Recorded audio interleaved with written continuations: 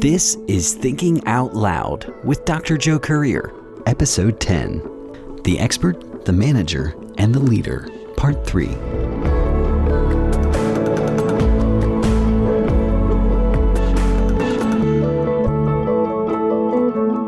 Welcome to Thinking Out Loud with Dr. Joe Currier.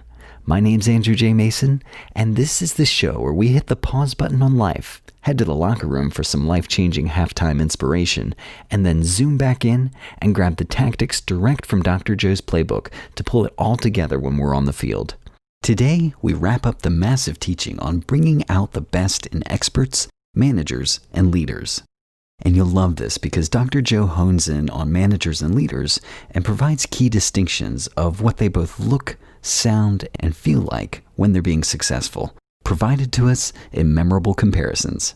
Here's Dr. Joe with more.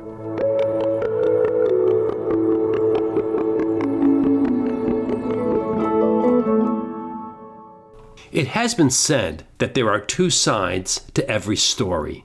Managers Must Lead, Leaders Must Manage is a two-sided book I wrote many years ago, and it's designed to demonstrate the point that managers and leaders come from two different, distinct directions. They come from different directions towards one common goal: to build and maintain teams poised to compete to win, which is defined by both success and satisfaction. Two perspectives, one conclusion. No matter how you look at it, peak performance organizations excel when managers lead and leaders manage. I use four play on words to unite the two different but always reciprocal roles, beginning first with the word profit versus profit, P-R-O-F-I-T versus P-R-O-P-H-E-T. A manager's job has more to do with perspiration than inspiration. As the organization's profit driver, managers operationalize strategic objectives into concrete action initiatives that align workers with tasks needed to achieve the vision. A leader's job has more to do with inspiration than perspiration. As an organization's profit, leaders live their lives backwards. They look into tomorrow and they see today. Let me repeat that. Leaders live their lives backwards. They look into tomorrow and see today. Leaders unite all employees under business strategies that allow managers to produce real-time changes needed to achieve their mutual vision. Second, dollars and cents, C-E-N-T-S, versus dollars and cents, common sense. Everything managers do directly and indirectly impacts the bottom line. Numbers and size drive their strategy without diminishing passionate partnerships. Leaders motivate partners beyond mere compensation, finance, profitability. They avoid ambiguity by defining the vision, the mission, and strategy in clear, practical messages that make both dollars and cents common sense. Workers have needs and wants. Business strategies arise from a combination of IQ and EQ. EQ is social emotional intelligence. As Daniel Goleman noted, IQ will get you hired, but EQ will get you promoted. Third, dumb mistakes versus dumb mistakes. DUM versus DUMB. Managers promote risk-taking behavior and encourage employees to strive to achieve their full potential by going outside of their comfort zone. Risk-taking is rewarded. It's okay to make mistakes. They replace zero-error tolerance with best effort and a willingness to learn. Dumb is, I don't understand my mistakes. I don't understand these new methodologies embedded in a specific task, etc. But I do my best in the meantime to seek feedback to fix what is broken. Leaders, meanwhile, are learning agile. That is to say, intellectual works in progress. Leaders surround themselves with people more competent in specific areas. They don't worry about being seen as the smartest person in the room. They're not dumb, D-U-M-B, but they are eager to acquire new ways to improve old work habits. Leaders show character and collegiality by using errors to form task partnerships, as well as to promote the idea of lessons learned. Fourth, lastly, traditional executive power versus the acronym POWER, P-O-W-E-R. Managers maintain healthy tension by monitoring cultural and performance expectations. They are not afraid to use their power and authority. However, they also offer precision coaching while holding employees accountable for their final performance. Negotiable versus non-negotiable expectations are clearly defined. What can and can't be done in a task. Employees are offered support, encouragement, and concrete help to fix problems, or frankly, they risk losing their position on the team. Remember, while care, structure, and coaching are always present, job opportunity may not be.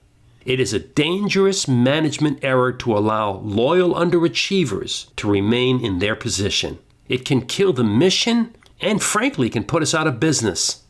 Loyal underachievers are people you love, great people who align with the culture, but with best effort and with expert coaching, frankly fail to operate up to minimal standards of achievement. Partners must at least meet these minimal standards in their assigned position or be giving opportunities to succeed elsewhere. Leaders do not flaunt traditional power. Instead, except in times of crisis, they give power and authority to managers and experts who need that opportunity to be able to have the freedom to make the choices to succeed. And instead of using traditional power and authority, they rely on influence.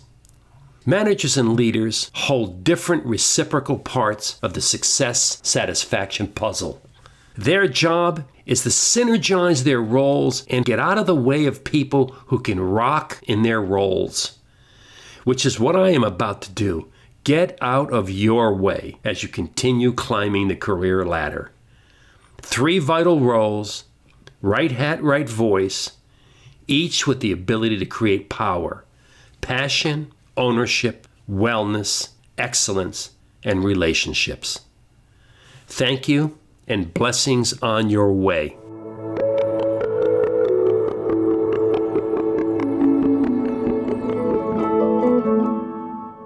This is just a massive, high-level teaching in 3 parts for us. Thanks again for that. I know it's incredibly valuable for everybody listening. I want to dive deep first in this statement that you mentioned. Don't allow loyalty to overrule competency. I guess I'm wondering, how does somebody approach that situation where you have that shape-up conversation? It needs to happen. Something feels like it just changes the nature of that relationship, but I know it's really just redefining or reordering how the relationship really already is. Any tips on how to approach these difficult conversations? Yes, and one of them is to distinguish between building fear versus respect. You know, as a parent, we sometimes think we're in a leadership role, but we start to use the wrong voice, which says, because I said so. That's not a reasonable response to a child who's trying to learn, who's been behaving as a child and needs to learn certain lessons. That's one. Secondly is, it's critical not to misinterpret that we want you to be all head, no heart. Like as an expert, that you can be the smartest bear in the woods, but you should have no sense of identity or personage. The same thing with a leader, that at times you don't stop the action. Now, technically, whether you stop the action and put on a different hat than that of a manager. I gave the example of when little Mary hits Johnny and you say, you know, you're getting a timeout. That's not acceptable. That's a manager's voice. When she then says, Dad, you don't love me, is it wise to go to the leadership voice in that moment, which is around empathy? But remember, all head, no heart doesn't make any sense. Any coach, any leader knows that at times I have to cause a stop action and says, this troubles me and I know this is going to hurt you, but you're off the team. Or you're going to be spending time on the bench until you can raise the bar. And that has to do with setting certain types of expectations. that we have to have some language and agreement around what is the minimal standards of behavior to play on this team. And as I may have said already, I believe I did, there are times when you say you're going to play, but not on this team. I need to help you to find a better fit so that you can be successful.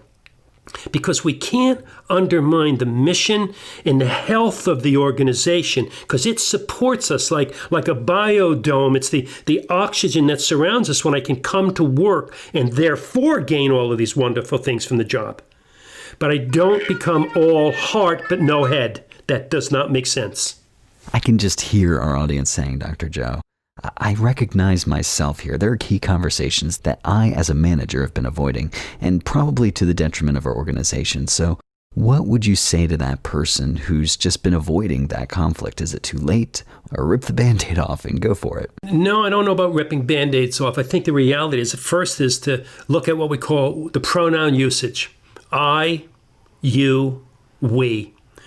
There are times we need to be very clear here, and it's not the accusatory finger-pointing you, but I have to lean you in the direction of we had an agreement. It seemed to be understood by both of us, and therefore you somehow haven't met or exceeded that standard. Now, you can have that conversation once. You might even have it twice. But if you have it a third time, there's a question of IQ here. And that is, am I acting as a reasonable, intelligent human being? And again, am I allowing my heart to dominate at the expense of my head? And it needs to have a balance here. So I need to know when we agree. And then I go into the behaviorals, what it is that I need to do in a senior role, perhaps as a manager/leader. And you need to do in terms of the action point here, the 3A rule, action, action, action. So I think we need to keep the pronouns clear here, the responsibilities and the agreements, and at times make some hard decisions here. If the bandage is going to be pulled off, frankly, and we've had these proper conversations, I'm not doing the pulling, you are, frankly. You're setting up a situation, and you may be testing the limits here to see if I'm going to be able to work with some of the difficult conversations versus back down. I sometimes use a metaphor here, Andrew, and little tongue-in-cheek, but bear with me. What did the empathetic surgeon do? And the answer is nothing. She didn't want to hurt anybody. What was the outcome? The patient died. There are times where you and I, from parent to manager to leader, co-leadership even, and on the expert role, where I have a peer partner, I'm seeing something that's not okay. We need to have difficult conversations. And we need to do what we need to care-front each other. We need to care enough to say, Angela, can we talk? This is not acceptable. It's not what we agreed upon. Or this isn't the standard of behavior. In my beautiful past in the Marine Corps, it's not what we did in terms of the Semper Fi. I'd be letting down you as a partner and me as a partner to you.